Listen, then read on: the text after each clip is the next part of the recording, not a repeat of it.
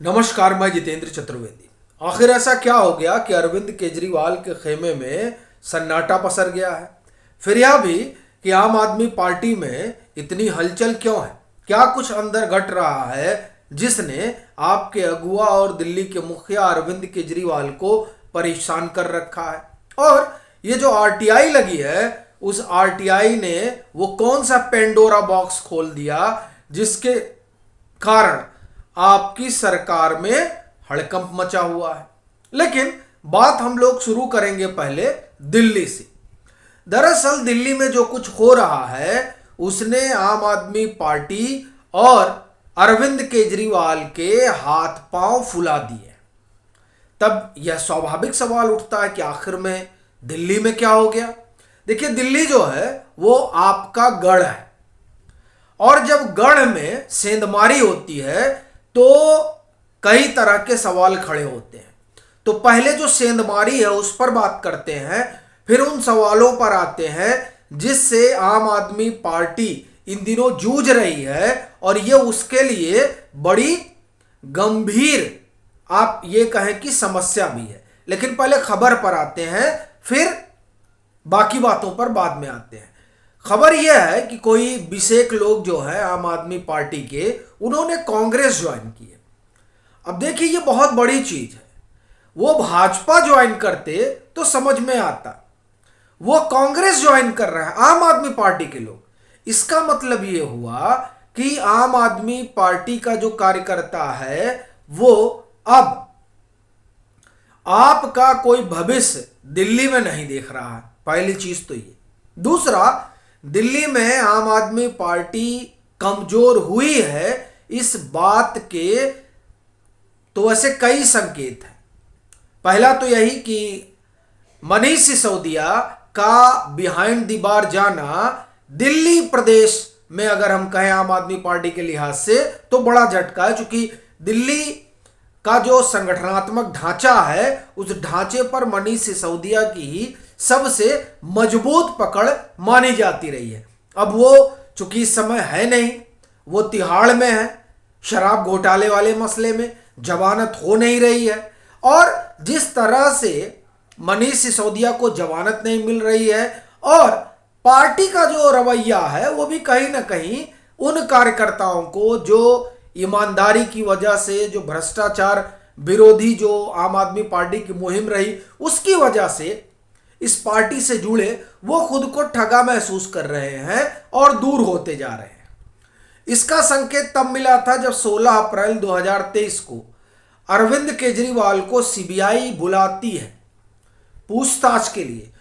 वो सीबीआई के दफ्तर जाते हैं और 800 लोग ही जुट पाते हैं। ये सबसे बड़ा झटका था आम आदमी पार्टी के लिहाज से। अगर दिल्ली की बात करें तो अगर अरविंद केजरीवाल को सम्मन दिया जा रहा है, उनको सीबीआई बुला रही है, तो पूरी दिल्ली पट पड़नी थी। वो इसलिए चूंकि यहां पर आम आदमी पार्टी के पास प्रचंड बहुमत है।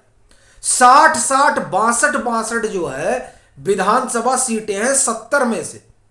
उसके बाद में भी जब आपके मुखिया को दिल्ली के मुख्यमंत्री को बुलाया जाता है तो कोई सड़क पर नहीं निकलता है। इसी से यह बात स्पष्ट हो गई थी कि आम आदमी पार्टी का जो आधार है वो अब खिसक रहा है। फिर 2 घटनाएं और हुई। ये जो रामलीला मैदान में 11 जून को या संभवतः 12 जून को आम आदमी पार्टी दिल्ली अध्यादेश के खिलाफ एक कार्यक्रम करती है, और उस कार्यक्रम में लाख लोगों को जुटाने का एक आप कहें कि उनकी मुहिम होती है, लेकिन 10 से 12,000 या 15,000 लोग आ पाते हैं।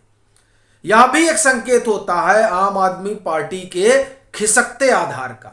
और चौथा, आम आदमी पार्टी की तरफ से बाकायदे आउटरीच कार्यक्रम चला कि जो पुराने लोग हैं उनको फिर से बुलाया जाए, जो लोग नहीं आ रहे हैं उनसे पूछा जाए आप क्यों नहीं आ रहे हैं। इस तरीके से जो लोग अन्ना आंदोलन के समय आपसे जुड़े थे उनको दोबारा एक्टिव करने की मुहिम शुरू हुई। अब उस मुहिम का क्या हासिल रहा वो आप सब देख ही रहे हैं कि जब आम आदमी पार्टी छोड़कर लोग कांग्रेस में जा रहे हैं। तो ये जो है ये अब आपके सामने बड़ा संकट है। और देखिए, जैसा कि हम लोग पहले भी चर्चा कर चुके हैं कि ये जो इंडी का ये हिस्सा बने हैं और कह रहे हैं कि नहीं हम इंडी को लेकर प्रतिबद्ध हैं, ये प्रतिबद्धता दरअसल इसलिए नहीं है कि अरविंद केजरीवाल बड़ी नैतिक राजनीति कर रहे हैं, ना ना, ये इसलिए कह रहे हैं क्योंकि अरविंद केजरीवाल ये जान रहे हैं कि उनका आधार अब खिसक रहा है। वो अगर इंडी के साथ नहीं जाएंगे और कांग्रेस का उनको सपोर्ट नहीं मिलेगा दिल्ली और पंजाब में, तो उनका जो राजनीतिक भविष्य है वो अंधकार में पड़ जाएगा, वो अप्रासंगिक ना हो जाए राजनीतिक रूप से, उस डर के कारण इंडी का हिस्सा बने हुए। और अब देखिए कि कैसे सुखपाल सिंह खैरा को जिस तरह से इन्होंने गिरफ्तार किया, कांग्रेस किस तरह से आग बबूला हो गई है। इवन कि कांग्रेस के अध्यक्ष मल्लिकार्जुन खड़गे जो इन सब मामलों में नहीं पड़ते हैं, उन तक को बोलना पड़ा। तो इससे आप समझ सकते हैं कि आम आदमी पार्टी जो है वो बहुत कमजोर पिच पर खेल रही है, कभी भी उसके विकट उखड़ सकते हैं राजनीतिक तौर पर, यह उनके सामने बड़ी समस्या है। अब इस पर तुर्रा आरटीआई लग जाती है और आरटीआई जो है वो अरविंद केजरीवाल की फिर उस नैतिकता और वीआईपी कल्चर की पोल खोल देती है। तो आरटीआई में देखिए, आरटीआई लगी वो चार्टर्ड प्लेन को लेकर पता चला कि पंजाब सरकार जो है वो 10 सीटेड या 12 सीटेड एक और चार्टर्ड प्लेन ले रही है। अब सबकी कान खड़े हो गए कि साहब इसकी क्या जरूरत आन पड़ी, पंजाब कितना बड़ा है ही है। अरे भाई एक है, एक में आप टहलिए, 150 किलोमीटर की चौहद्दी है, 200 की, इस चौहद्दी में जितना टहलना हो टहल लीजिए। और उसमें भी आप देखिए 50 किलोमीटर तो बीएसएफ ही है। तो इसके बाद भी 150-200 किलोमीटर का जो है आपका चौहद्दी, उसमें जितना टहलना हो टहलिए। अब दूसरे क्या जरूरत आन पड़ी। और वहीं से ये सवाल उठ गया कि नहीं, ये दूसरा इसलिए मंगाया जा रहा है क्योंकि अरविंद केजरीवाल को चुनाव प्रचार करना है। तो चुनाव प्रचार कैसे करेंगे? तो यानी पंजाब के पैसे के खर्च पर अरविंद केजरीवाल और आम आदमी पार्टी अपना राजनीतिक वजूद बचाएगी। यह बड़ा गंभीर सवाल है। और इस सवाल को एक तरफ रखें तो वो जिस शख्स ने आरटीआई की जब जवाब आया तो उन्होंने जवाब जो है वो एक्स, जिसे पहले ट्विटर कहा जाता था, उस पर चस्पा कर दिया। जब उस पर चस्पा कर दिया तो पंजाब पुलिस भड़क गई और ने कहा कि ये सब आप जो है जानकारी सेंसिटिव आप कैसे साझा कर रहे हैं। तो उस एक्टिविस्ट ने कहा कि जो मैं बता रहा हूं ये सब पब्लिक डोमेन पर मौजूद है, आप ही की सरकारी वेबसाइट पर जाकर उससे वेरीफाई कर लीजिए आप। तो एक तरफ तो जो धौंस दिखाने वाला मसला था वो गड़बड़ा गया, लेकिन जो सबसे बड़ी चीज हुई वो ये कि अरविंद केजरीवाल जिस शुचिता और नैतिकता का ककहरा पढ़ाया करते थे राजनीति में, वो ककहरा अब एक एक करके खुल रहा है। और ये अरविंद केजरीवाल के सियासी जीवन का सबसे बड़ा संकट है, क्योंकि ये ऐसी अकेली पार्टी होगी जिसका 10 साल में पूरा कच्चा चिट्ठा खुल गया है।